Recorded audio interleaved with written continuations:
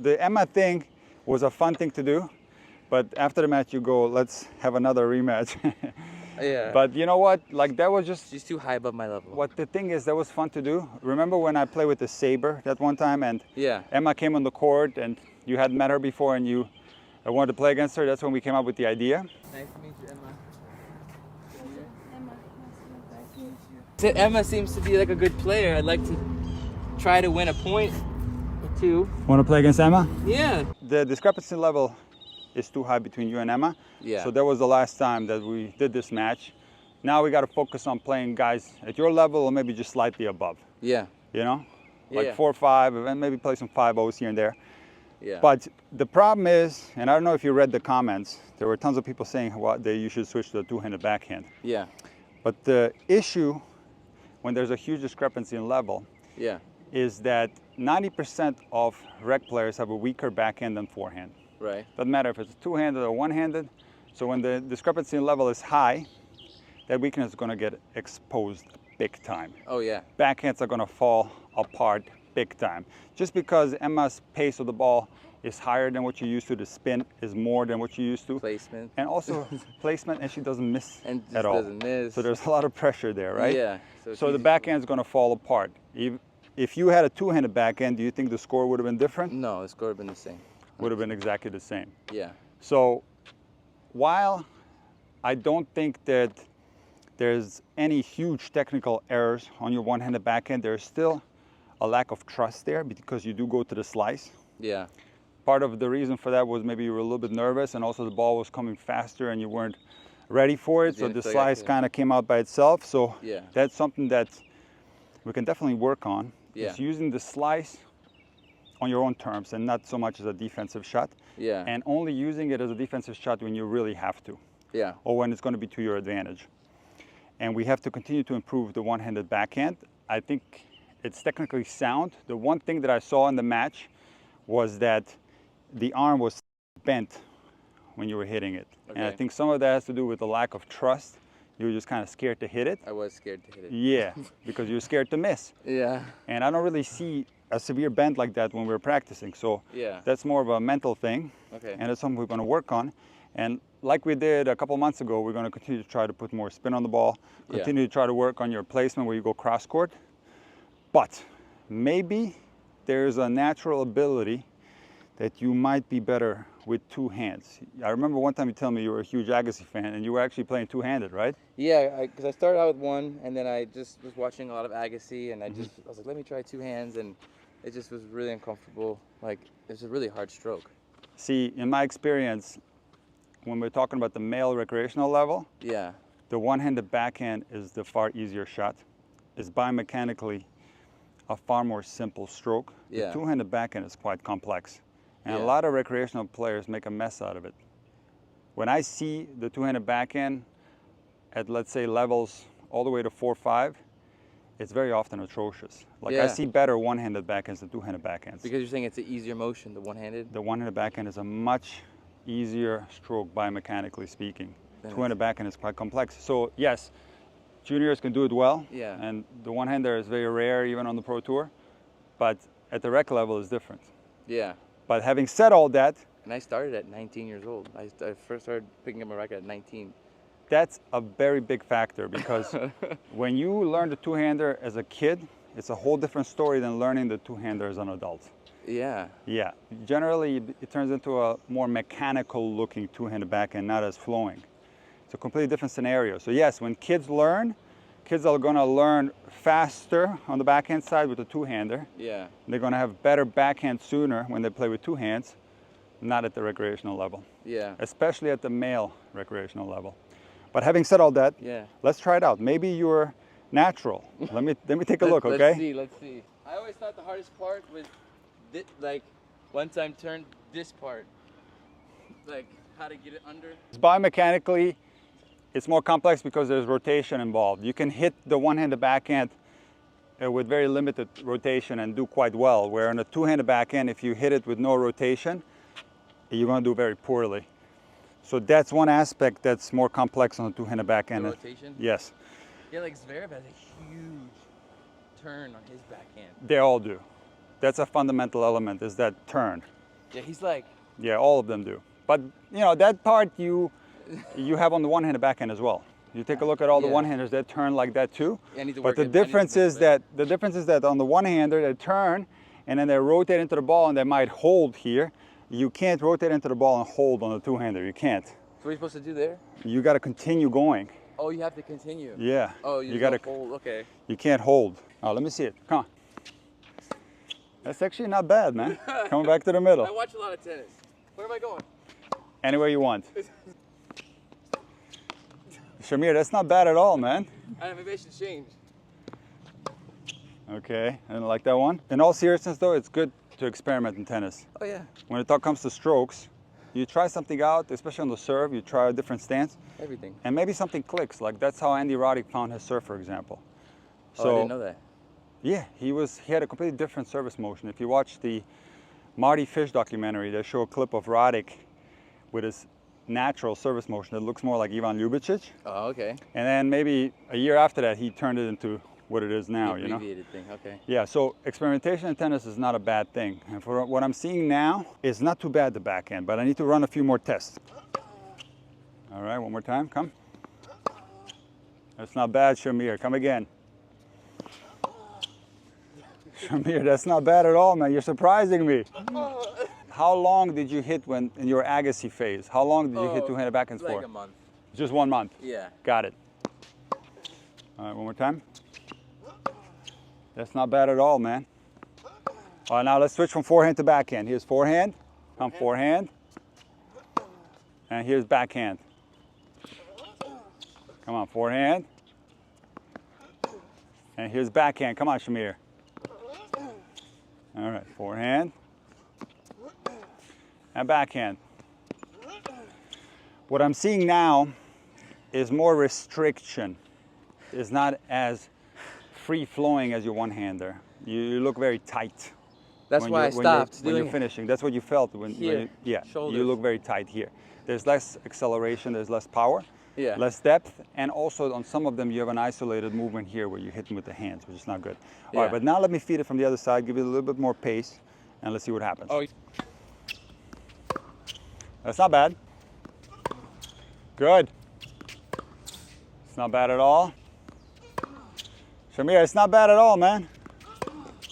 Shamir, you're surprising me, dude. What? This is insane, man. Okay, I praised you a little too much. You snapped at that one. Okay, final test. Come again.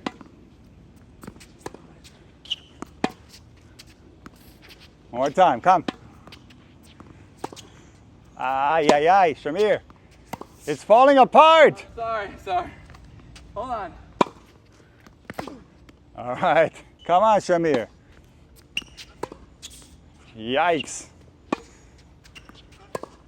Yikes. All right, now let's do a one-hander. Let's see the comparison, okay? Come on, Shamir.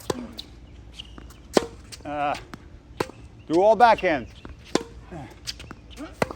Good.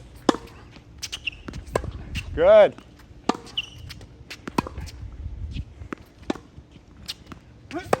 Good. Good. Shamir, I got a question for you. Yeah. Why do you think your two-hander fell apart when we started to rally? And why did your one-hander backhand hold up when we started to rally? Well, in the beginning, you were hand feeding me, so it's easier to get the two-hander. Okay. But then as you started transitioning from hand feed to racket feed, and then behind the net, and then you actually did a rally, the level of difficulty to hit a two-handed backer went up to where I couldn't even. Yeah, it was pretty much like non-existent, the two-handed backhand. You couldn't get more than one in a row, right? Where your one-handed backhand is far superior to that. You can rally, you can keep the ball in play, you can make topspin, you can make pressure. Yeah, but you still need a lot of work on it, like you said. So the discrepancy in level between your two-handed backhand and your one-handed backhand is humongous. Yeah. I will say, however, there is some natural ability on the two-handed backhand. Yeah. It's a little bit restrictive. So if we were starting from scratch, and I've never seen you before, and you were at a much lower level, and I saw how you hit the one-hander, how you hit a two-hander, I would still recommend that you hit a one-hander because you're more free-flowing there. Yeah. You're not as restricted. Yeah. Okay, so I think the one-hander is a better choice. And now, how many years have you been playing tennis? Oh, I started at 19, so I'm 34 now. So okay, so 15 years. Yeah. So you're talking about 15 years of practice you got to make up with your two-handed backhand. Now, of course, if you were really talented on a two-hander, this could be sped up and you could make up the level between the two-hander and the one-hander faster. Yeah. But in my opinion, yeah, a one-handed backhand for you is the way to go. because it's less restrictive. Yeah, less restrictive. Yeah. But I'm glad we tested it because a lot of people, you know, in the comments, they look at tennis just from the theoretical. Yeah. And not the actual reality of playing tennis. And they Yeah. think, oh, two-handed backhand, you can learn it in a month. No. Yeah. Tennis takes a lot of reps, a lot of hard work. You worked 15 years on your game to get to the level where you're at, and you continue to get better. Yeah. And your one-handed backhand is part of that development process. Yeah.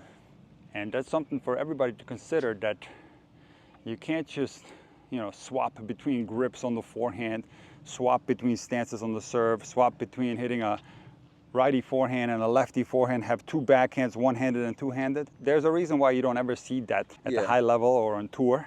Yeah. Because each stroke takes a tremendous amount of repetitions and has to be crafted, has to be built. Yeah, like on paper it makes sense, but if you're actually a tennis player, you Yeah, if you're sitting on your couch and Yeah. thinking about it, oh yeah, it kind of makes sense. But then you go out there and try to rally and you see you have absolutely no chance of keeping even two balls in a row with your two-hander, and you see that's the reality. Yeah. You know what I mean? I know. I in the beginning I was like, oh, maybe there's hope, but then as you went to the baseline. Well, you have to. That was the real test. You go Yeah. from hand feed to real feed to actual rally, and then actually after that it's playing out points, playing a match. If your two-hander was falling apart in a rally with me with no pressure, what do you think would have happened to it if you played Emma? Yeah. Dude, you would have like not been able to put one backhand in the court Yeah. with two hands. That's the reality. Yeah, Okay. yeah. If you played at your level now in your ladder and you play two-handed, you would start losing to guys that you normally beat. Yeah. Okay, so that's the reality. Yeah. But going back to your one-hander, there's still a little bit of a lack of trust. See, I'm watching you hit a lot of balls off of this side, Shamir. Still off of this side. Yeah, so, yeah. so I would like you to work on loading and also explosiveness intensity, you know, preparing quickly so you're not so reactive on this side.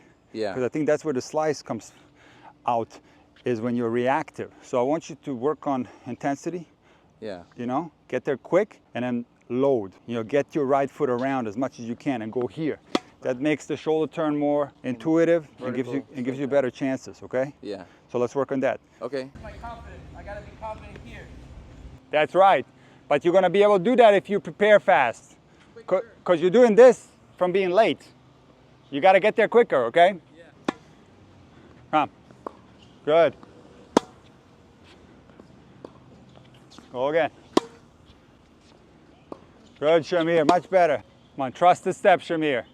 Good. Good. Up, up, up. Come on, higher.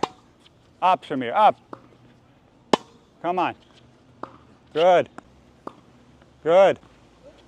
Good. Go, go, go, go. I like that. Yes. Match point.